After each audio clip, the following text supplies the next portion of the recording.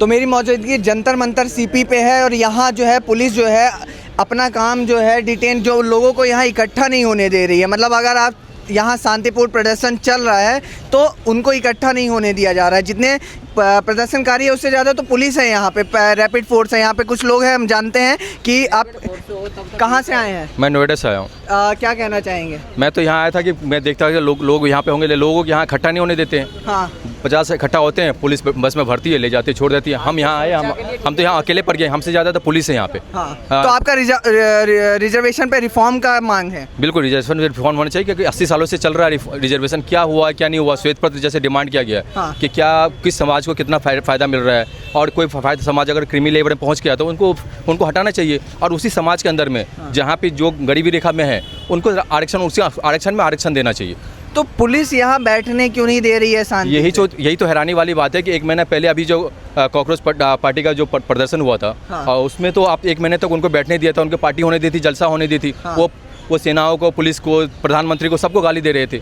उनको आप बैठने दे रहे थे, उनको मौज करा रहे थे। यहाँ तो ऐसा कुछ नहीं देखने को। भारत माता के नारे लग रहे हैं, भारत माता की जय के नारे लग रहे हैं, सेना भारतीय सेना जिंदाबाद के नारे लग रहे हैं, फिर भी उनको डिटेन करके ले जा रहे हैं। यहाँ ज़्यादातर सपोर्टर बीजेपी सपोर्टर ही आए। यहाँ पे जो एक्चुअली जनरल समाज तो बीजेपी सपोर्टर रहे हैं, कोड वोटर रहे हैं। उन्हीं की नहीं सुन रहे, उन्हीं के अगेंस्ट में है बीजेपी। तो बड़े हैरानी वाली बात है, पता नहीं ये मतलब बीजेपी किस दिशा में जा रही है। क्या, कहाँ से आए हैं? मैं मुरैना मध्य प्रदेश से आया हूँ। क्या नाम है? विनोद सिंह तोमर नाम है। राम प्रताप बिस्मिल जी की जन्मभूमि से आया हूँ। मैं ये कहना चाह रहा हूँ कि एक चीज़ यहाँ सबसे बड़ी जो गलती हो रही है वो ये हो रही है कि आंतरिक सुरक्षा के लिए पुलिस होती है और बाहरी सुरक्षा के लिए पैरामिलिट्री फोर्सेस हैं।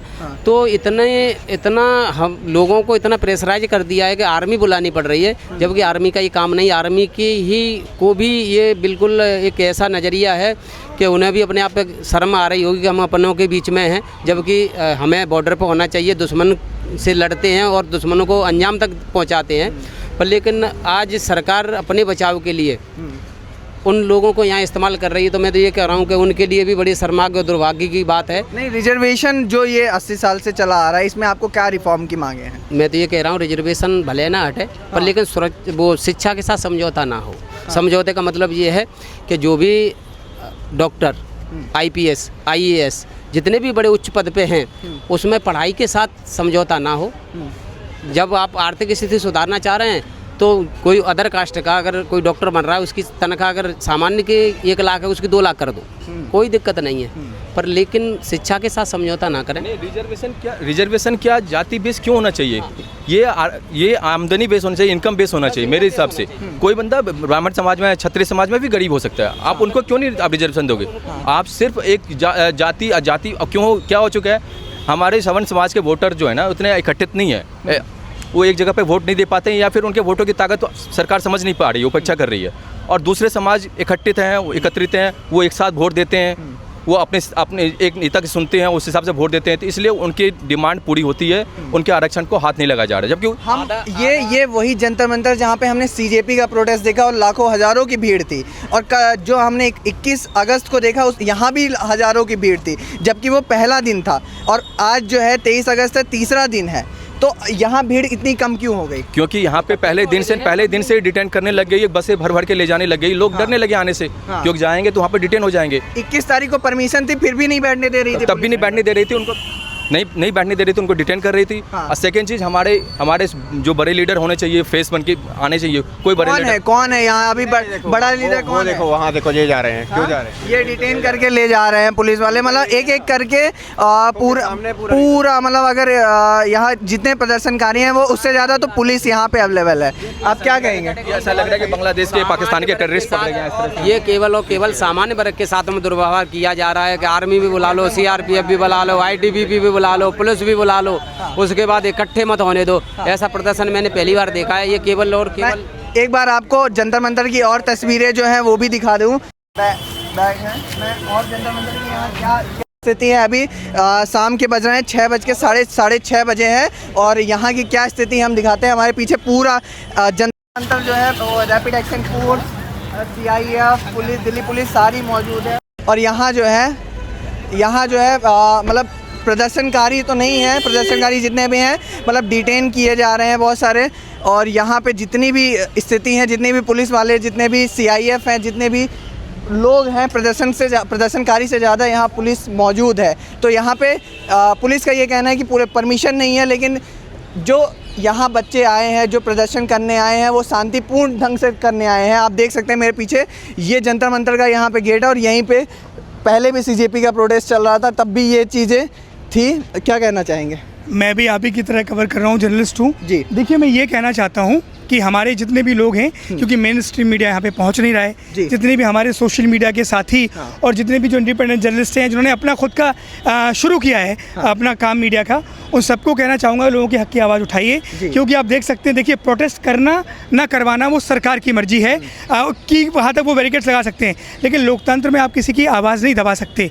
यहाँ पर या तो सरकार इस बात को क्लियर करे कि भाई जो भी प्रदर्शन है जिसकी आवाज़ क्लियर करे, जिससे कि ना तो हमारा पुलिस प्रशासन परेशान हो, ना हम जैसे पत्रकार परेशान हो, जिनके साथ यहाँ पर एलजीपी चिराग पासवान का बयान आया है कि समीक्षा भी नहीं होनी चाहिए, बात भी नहीं होनी चाहिए। नहीं, देखिए, ये हम जर्नलिस्ट हैं, आप भी जर्नलिस्ट हैं, मैं भी जर्नलिस्ट हूँ, और जितने लोगों से हम बात करें, देखिए, ऐसा मैं जर्नलिस्टिक अप्रोच से बोलूँ, रिजर्वेशन को ख़त्म नहीं किया जा सकता, ना भी करना चाहिए, ना हो सकता है, वो पॉसिबल ही नहीं है। रिजर्वेशन खत्म करने की बिल्कुल ज़रूरत नहीं है, क्योंकि हमेशा देखिए, रिजर्वेशन के बारे में आप क्या समझते हैं? हर इंसान को हर जगह रिजर्वेशन मिलती है। अगर किसी को, गरीब को खाने के लिए राशन मिल रहा है, वो भी तो एक तरीके से रिजर्वेशन हो गया। तो रिजर्वेशन खत्म किसी का नहीं होना चाहिए, लेकिन रिजर्वेशन पर रिफॉर्म और उसकी बातचीत जरूर होनी चाहिए। और मैं देश की मीडिया को और आप जैसे तमाम जर्नलिस्ट को कहना चाहता हूँ, प्लीज़ इन लोगों की आवाज़ उठाइए, क्योंकि लोग अपने हक की आवाज़ उठा रहे हैं। और आप आवाज़ उठाएंगे तभी इस पे सरकार गहनता से समझेगी, सुनेगी। आप जब तक आवाज़ नहीं उठाएंगे तब तक सरकार भी अपने कान जो है बंद करके बैठी रहेगी। आपका नाम क्या दोस्त? ऋषभ द्विवेदी मेरा नाम है, और चलाते हैं? मेरा जेनजी जर्नलिस्ट है। तो आप कहाँ से हैं? मैं दिल्ली से ही हूँ।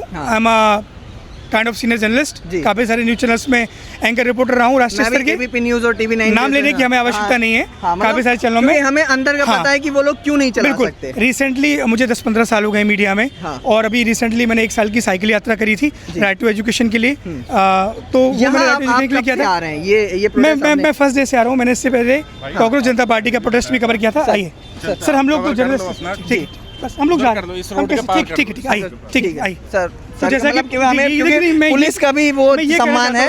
देखिए, अगर हम पत्रकार यहाँ पर खड़े होकर बात नहीं कर सकते तो आम आदमी कैसे बात करेगा? ये इनकी मनमानी चल रही है। मैं पूछना चाहता हूँ कि पत्रकारों का कोई राइट नहीं है? नहीं, इन लोगों को देखिए, डंडा लेके खड़े हुए हैं, इनका राइट है, बात ही नहीं कर रहे हैं, कोई वो नहीं है, सड़क की हम खड़े हुए हैं, इनका राइट है, इनका कानून है। भाई, पत्रकारों को आप कहते हैं चौथा स्तंभ, और हमें धक्के मार के वहाँ से आप यहाँ तक ले आए हैं। क्या हमारा कोई राइट नहीं है? तो जैसा कि मैं आपसे बात कह रहा था कि मैंने कांग्रेस जनता पार्टी का भी प्रोटेस्ट कवर किया था, यही प्रोटेस्ट कवर किया है, और जो मैं एजुकेशन की बात कर रहा था, जिसके लिए मैंने पूरी साइकिल चलाई है। अगर आप गूगल पे डालेंगे प्रशांत रामेश्वर शर्मा तो आपको वहाँ मिलेगा। और मेरी जो साइकिल यात्रा थी वो राइट टू एजुकेशन के लिए थी, और मैं छोटे मोटे रिफॉर्म कर रहा हूँ। ये कांग्रेस जनता पार्टी ने आज से शुरू कर दिया कि भाई हम लोग स्कूल ठीक करेंगे। मैंने अपने गाँव में 4 साल पहले, और हम जैसे तमाम लोगों ने, जर्नलिस्टों ने शुरू किया हुआ है। तो हम कहना चाहते हैं कि जो स्कूल सुधार का मुद्दा उसे राजनीतिक ना बनाया जाए। ये सारी पार्टी अपने अपने तरीके से राजनीतिक बना रही है। स्कूल सुधार हमके गाँव का, हमारे बच्चों का मुद्दा है। आपके भी स्कूल में सरकारी स्कूल होगा गाँव में, मेरे भी गाँव में होगा, मैंने वहाँ पर रिपोर्टिंग की, आपने भी करी होगी। तो मैं हर एक इंडिपेंडेंट जर्नलिस्ट से कहना चाहता हूँ कि शासन प्रशासन से मिलके किसी भी राजनीतिक पार्टी को अच्छे मत करने दीजिए, जाइए वहाँ पे अपनी बात उठाइए, जैसे कि सवाल उठाइए। तो मेरा बिल्कुल, तो इस जो राइट टू एजुकेशन की मेरी जो साइकिल जर्नी थी, उसमें सारे सवाल थे। उसमें गाँव के स्कूल थे, उसमें UGC था, उसमें राइट टू रिजर्वेशन था। भाई, बैठ के सब लोग बात कीजिए, और जो अच्छा आपको लगे वो करिए, लेकिन बात तो करिए। संसद ज़्यादा दूर नहीं है जी। क्या सांसद इन प्रदर्शनकारियों की आवाज़ सुनने भी इतना पास नहीं आ सकते हैं? देखिए, वही सारे जर्नलिस्टों में यही बात चल रही है कि CJP का प्रोटेस्ट हुआ है, जिस तरीके से सरकार दबाव में आई, उनका भी अच्छा प्रोटेस्ट था, हमने कवर किया था। उनकी मांग थी, नीट बहुत क्रूशल मुद्दा था, वो स्टूडेंट्स की स्कूल की बात उठा रहे हैं, वही बात है। लेकिन मैं सरकार से पूछना चाहता हूँ, हम तमाम जर्नलिस्ट पूछ रहे हैं कि भाई, क्या इन छात्रों की आवाज़ आप नहीं सुनेंगे? आप कान बंद करके तो नहीं बैठ सकते। बिल्कुल, ऐसी चर्चा हम लगातार करते रहेंगे। ऋषभ, अच्छा लगा आपसे मिलकर। तो ये बिल्कुल हमारे साथ साथी थे, जर्नलिस्ट साथी थे, और काफ़ी अच्छा उन्होंने अपना पॉइंट रखा। और ये पूरा जंतर मंतर का अभी ये शाम के बज रहे हैं 6:30, और प्रदर्शनकारी यहाँ आ रहे हैं, कम संख्या में है लेकिन आ रहे हैं। वो अपनी मांगे जो है सरकार के सामने रख रहे हैं, और शांतिपूर्ण ढंग से रख रहे हैं। कोई बदसलूकी, कोई कुछ नहीं हुआ है। जितना जहाँ तक मैंने देखा यहाँ पे कोई बदसलूकी और कोई ऐसे उद्दंड नारे नहीं लगाए गए, पब्लिक प्रॉपर्टी को हार्म नहीं किया है। मेरे पीछे जंतर मंतर है, वहाँ भी बैठे हैं कुछ लोग, लेकिन यहाँ पुलिस जो है जितने प्रदर्शनकारी उससे ज़्यादा संख्या बल पे हैं और वो इकट्ठा होने नहीं दे रहे हैं।